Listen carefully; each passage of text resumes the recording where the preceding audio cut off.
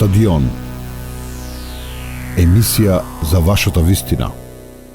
Господин Илиевски, малку подосна, поради технички проблеми, како сте, добар ли сте и веднаш влез да направиме хидросистем Злетовица. Пред се е за вода за пиење, обезбедување, за наводнување. Меѓутоа, третата намена требаше да биде токму ова што сега ни се случува. Зошто вие не произведувате електрична енергија? Добар ден, поздрав до слушателите на канал 77. Само накратко ќе ми дозволите да ги запознам вашите слушатели со Злетовица. Хидросистем Злетовица е еден од најмладите системи во државата, кој поради високата цена и сложеност на изведба е поделен во 3 фази на градба. Во моментот е изградена прва фаза за водоснабдување, кој што се приклучени 5 општини за водоснабдување, општина Пробиштип, Штип, Свети Николе, Лозово и Карбинци. Во 2012 година беше подпишан договор со Европска инвестициона банка, со кое што требаше со грант од 1 милион евра да се направи техничка документација за реализација и на втората фаза наводнување и третата фаза производство на електрична енергија. Поради повеќе причини, пред се промена и на европските директиви во делот на екологијата, промена и на нашите домашни закони, пред се законот за градба, дојде до одложување на реализацијата на грантот. За среќа, преговорите со банката се веќе завршени и за жал, еве, само за ваша информација, требаше на 9 ноември, сега во вторник, да заедно со министерот Аријан Хоџа да го подпишеме последниот анекс со банката, со кој што ќе се извршеше и последната исплата, и со тоа ќе се затвореше грантот за техничката документација финансиран од Европска инвестициона банка, со што пак ќе се отвореше простор за кредитирање и изградба на двете фази. Ама ме слушате? Да. Да продолжиме со искористувањето на водните потенцијали. Спомена тоа и Мавровски. Да. Еве, тука и Дединец, исто така е негова специјалност тоа. Кажа дека многу се исцрпени уште во март. Може би не требало толку со тој максимум да се форсираат тие водни потенцијали за да се произведува електрична енергија во тој момент, кога енергијата не била толку скапа.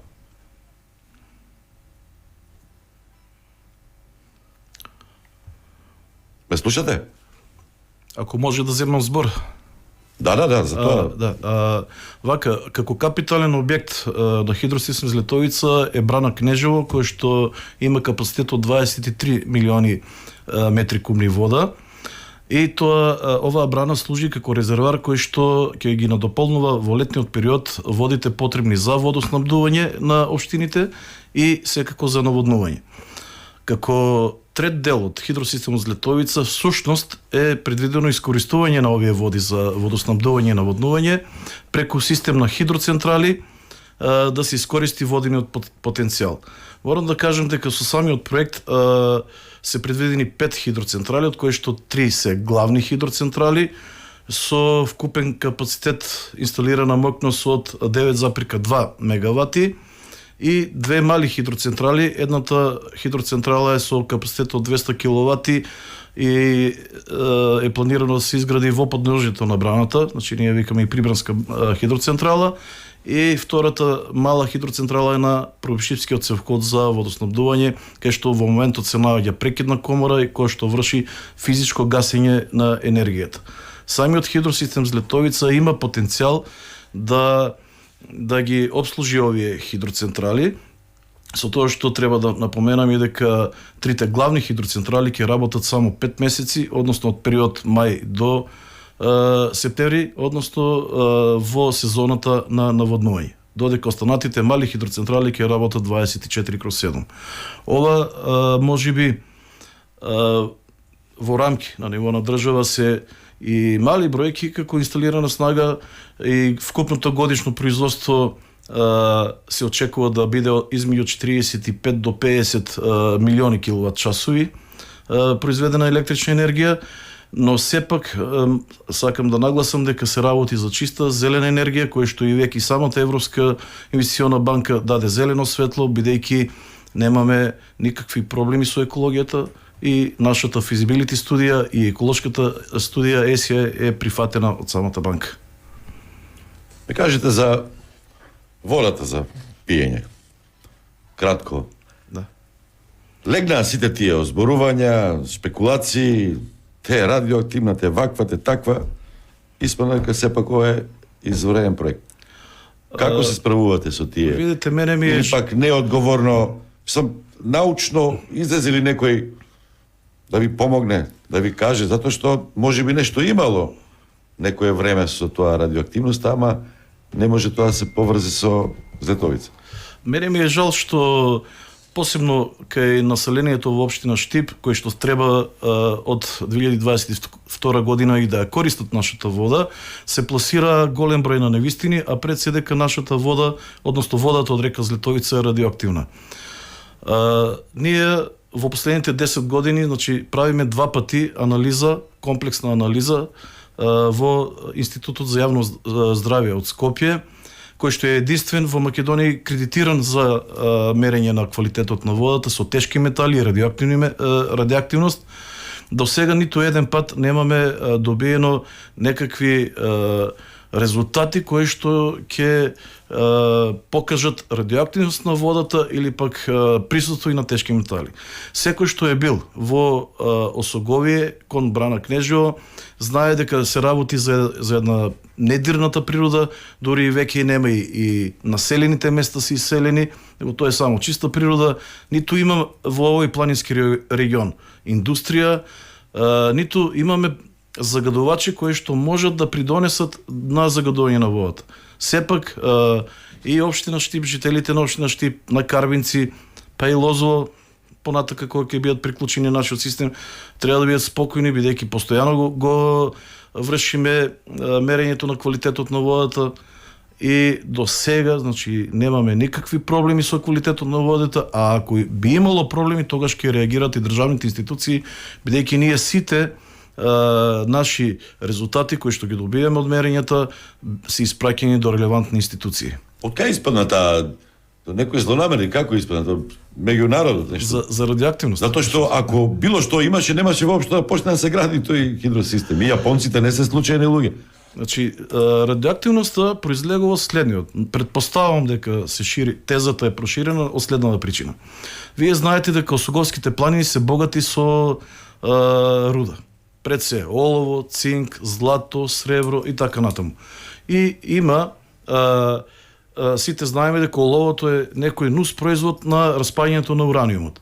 Ама сето тоа е било процес кој што се одвивал пред 50, 60, 70 милиона години. Години. Така да сето ова кое што се припишува дека има радиоактивност во водата на Злетовска река не држи, бидејќи во тој случај и Брегалница ќе има радиоактивност во себе, бидејќи Злетовска река се влева во Брегалница. А вашите бунари во општина Штип што ги користат се веднаш до Брегалница и секако со мешање на подземните води со водите од река Брегалница по некоја логика и тие, односно и во моментот жителите на општина Штип пијат вода радиоактивна загадена од Злетовска река, што не е точно.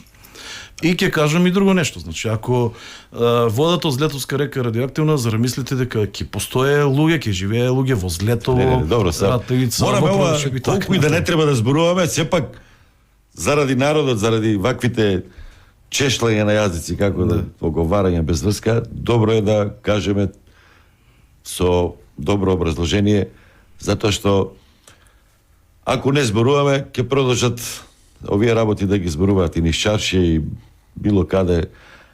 Кратко да ми кажете кои ви се наредните планови наредната година, што да очекуваме од Злетовица?